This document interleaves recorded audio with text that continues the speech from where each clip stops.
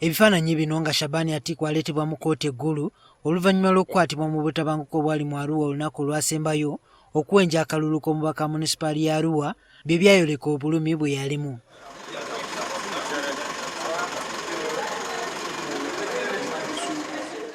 Ono yatuuka n'okuzirikira mu kkooti olw'embeera gye yalimu era nga yalabwako ng'afulumizibwa.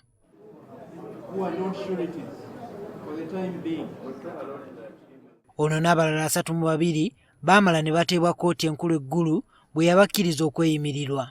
Oluvannyuma lw'akabanga nga tumunoonya okumanya bw'ali, tusobodde okumugwikiriza mu ddwaliro e Mengo gy'ali mu kujjanjabibwa. Ono atubuulidde ku mbeera mwali kati. I'm still praying the name of God. I don't know whether I will cure. I don't know I will come to the state I was in. The condition I feel on my way are not good. Atiku agamba nti omukono gwe ogwa ddyo gwamenyeka kyokka n'afuna okusanyalala mu magulu, ono ne bw'agezaako okutambula abeera ku miggo. Ono agamba nti waliwo abazira kisa abamuyambako okulaba ng'afuna obujjanjabi. Arua said, no, they want me to die, let me go to my village to see my people and let me die on the hand of my people. I was taken to my village, my clan. I suffered there. They are good Samaritans. They started assisting me with some things, little. That's why up to now, I'm not surviving that things. There's no medicine clearly I got. Bw'amaze okutubuulira embeera mwali, Atiku atulojjedde ebyamutuukako mu Arua ebyamuviirako n'okufuna obuvune obw'amaanyi. What happened to me is not that I got an accident. No, I was being beaten by the policeman. The man himself called him Musinguzi on 13th. That is around, let me share,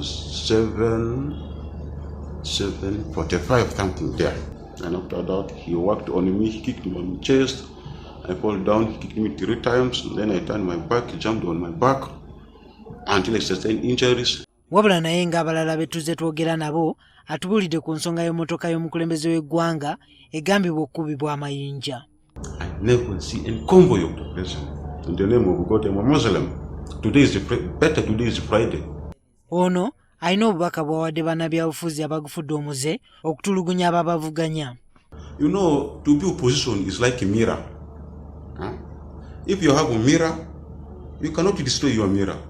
Morning you wake up, and then you see your mirror, oh, there's something bad on my face, and then you rub it, you put your mirror there. So you'll use it tomorrow.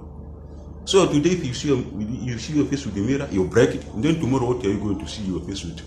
Atiku olunaku lw'eggulo tukitegeddeko nti yatwaliddwa mu MRI scan okugezaako okumwekebejja ekyamutuukako kyokka nga wetuviiriddeyo ng'abasawo tebannaba kufulumya byavuddemu. Wabula ono alina obweraliikirivu eri abantu be naddala abaana ssaako ne kitaawe nti tebalina balabirira ate nga yabaddewo ku lwabwe nga n'olwekyo mu kiseera kino bali mu kattu. Jumakiriya, NTV ku ssaawa emu.